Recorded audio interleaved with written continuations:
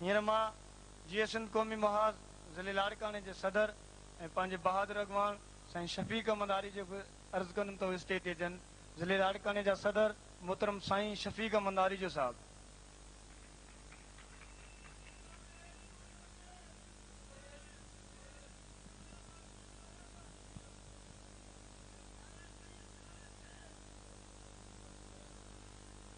जे राह अजल कंहिं वरिती आ, जे राह अजल कंहिं वरिती आ, हिन भूए कई बि भरती आ।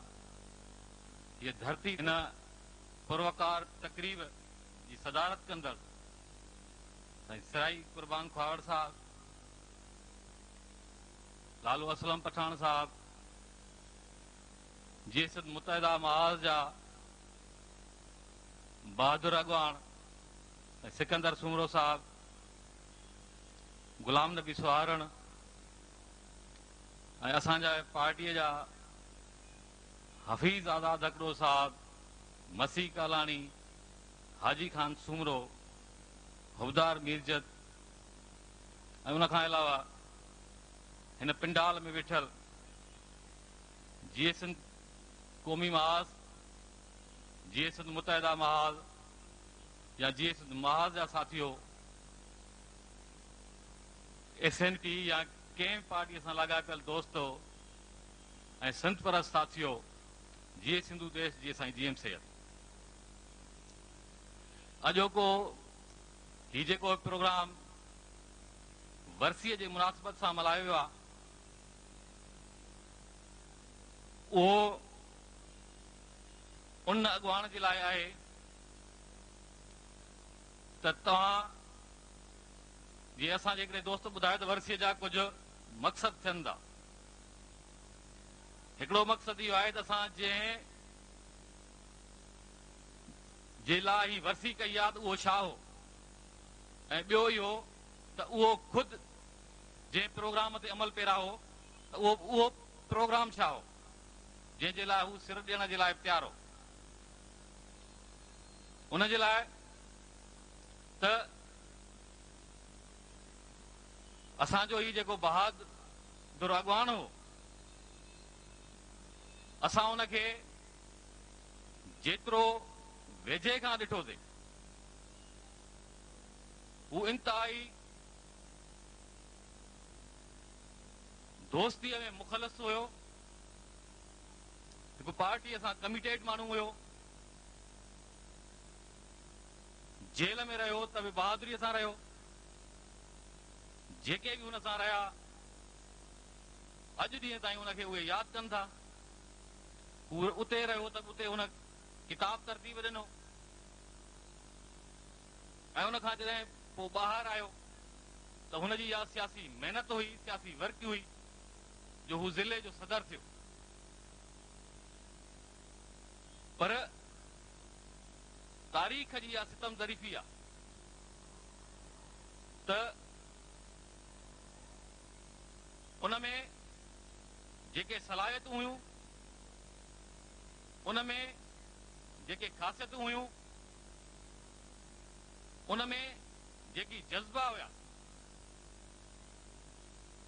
उन्हनि खां असांजी पार्टी सही नमूने सां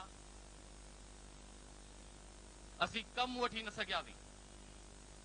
असां सम्झूं था त उहो हिकिड़ो रुगो उहो हिकु बहादुर कोन्हे, पर इहा सॼी सिंध बहादुरनि जी धरती आहे।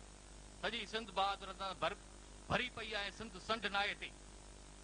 तव्हांखे दोस्तनि ॿुधायो त अॼु बि न सिर्फ़ उहे दोस्त जेके हिन वक़्तु जेलनि में वेठा आहिनि ऐं उहे क़बूल करण जे लाइ तयारु आहिनि त असां हिन पाकिस्तान जे स्टेट खे मञण जे लाइ तयारु न आहियूं, ऐं असां साईं जीएम सैयद जे उन फ़िक्र खे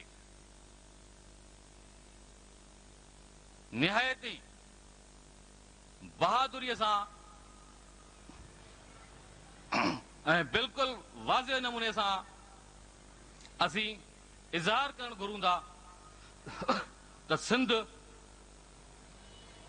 मुल्क आहे, सिंधी हिकु क़ौम आहे ऐं आज़ादी उनजो फितरी हिकु हक़ आहे।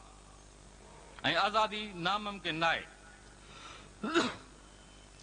न सिर्फ़ उहे दोस्त जेके जेलनि में वेठा आहिनि उहे उन बयान जो इक़रार करण जे लाइ तयारु आहिनि त तव्हां असांखे अदालतुनि में पेश कयो, त असां बिल्कुलु इहो मञण जे लाइ तयारु आहियूं त 1000 सालनि खां वठी अज़ल खां वठी दुनिया जे नक्शे ते सिंध मुल्क जी हैसियत में मौजूदु रही आहे ऐं सिंधू देश जे नाले में ई रही आहे। ऐं अॼु बि असीं ॿिया बि जेके पैरोकार आहियूं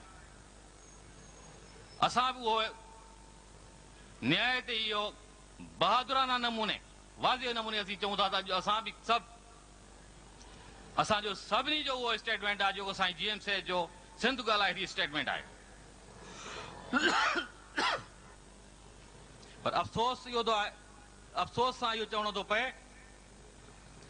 त असांजा सिंधी माण्हू पाकिस्तान जे हिन रियासत में रहंदे उन्हनि जी ज़हनियत गुलामाना थी वई आहे। हू आज़ादीअ जे पुरवकार लफ़्ज़ खे सम्झनि ई कोन था, आज़ादीअ जे नेमतुनि खे हू सम्झनि ई कोन था। रोज़गार सांगे पेट पालण जे लाइ त हू दुबई ऐं सऊदी वञण जे लाइ तयारु आहिनि, पर सिंध जे आज़ादीअ जे लाइ हिते 2 क़दम हली कंहिं मुज़ाहिरे में, कंहिं जलसे में, कंहिं प्रोग्राम में हली शरीक थियण जे लाइ तयारु कोन्हनि। सिंध जे आज़ादीअ जे लाइ हथ मथे खणण जे लाइ सिर्फ़ु तयारु कोन्हनि। असां तव्हांखे ॿुधायूं त ही पाकिस्तान सिर्फ़ इमदादी ऑक्सीजन ते हली रहियो आहे, बिल्कुलु ई इमदादी ऑक्सीजन ते हली रहियो आहे। जेकॾहिं हिन वक़्तु बि ॿाहिरी इमदाद पाकिस्तान खां ख़तम थी वञे, जंग त परे जी ॻाल्हि आहे, त पाकिस्तान इक़्तिसादी बहरान में 15 ॾींहं बि जहिड़ो नथो रही सघे। उनजे करे ही जेके दावाऊं कनि था एटमी टेक्नोलॉजी जूं या जोहरी टेक्नोलॉजी जूं, उहे कंहिं ॿिए मुल्क खे धमकाइण जे लाइ कोन था कनि, उहे कंहिं ॿिए मुल्क खे जे मुक़ाबले जे लाइ कोन था कनि, पर हू सिर्फ़ शेरशाह जे छिकिरे वांगुरु, जीअं हू चवंदा आहिनि शेरशाह जो छिकिरो ऐं घर जा कुकड़ा मारे, तव्हां असांखे सिंधी माण्हुनि खे रजाइण जे लाइ हू अहिड़े क़िस्म जूं ॻाल्हियूं कनि पिया। तव्हां ॾिठो त जॾहिं मौजूदा सदर चीन जे लाइ वञण जो ऐलान कयो हो त ओचितो फोन कॉल ते उन उहो पंहिंजो शेड्यूल चेंज करे बर्तानिया हलियो वियो ऐं उन खां पोइ वरी अमेरिका हलियो वियो। हिते फौज जी हालत इहा आहे त वाना जहिड़े इलाइक़े में उन्हनि सां मुक़ाबिलो नथा करे सघनि।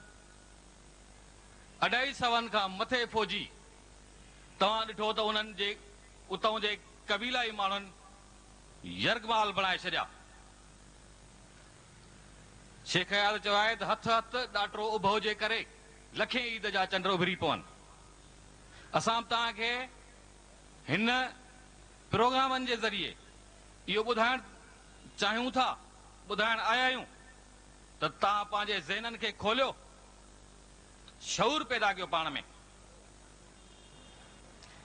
लॿाड़ी ऐं नाटकी सियासत जे कढ न लॻो, चमक जे पोयां न पओ।